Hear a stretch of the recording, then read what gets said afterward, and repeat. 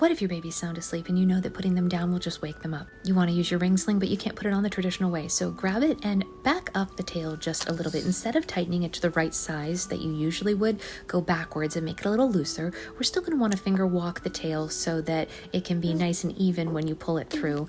And then you literally have to dive both of you through it. And you want to make sure that there's no twists or anything because it's going to be harder to untwist it later if it gets caught on you all. So I just kind of pull us both through, careful to not wake her up by touching it to her face because that will wake them up. And then I move the rings up high on my shoulder because of course they are going to come down. There's a lot of slack here, more than usual because I had to dive both of us through.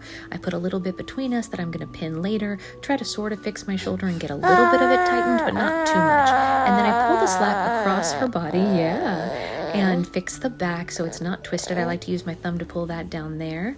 And then I pull up between her legs to make that nice deep seat. We go knee to knee and make sure that she's really securely in there. I want her head against my chest and she's already asleep. Move the slack towards the rings and remember to pull across their body instead of down with the tail because pulling down is what really moves the rings. Of course, I didn't want them as high as I started them, so I pulled down a little bit, fixed my shoulder to make it comfortable for myself. And usually in this case, I can get her to stay asleep for probably another hour, which is great. Nice little M shape. We're good to go.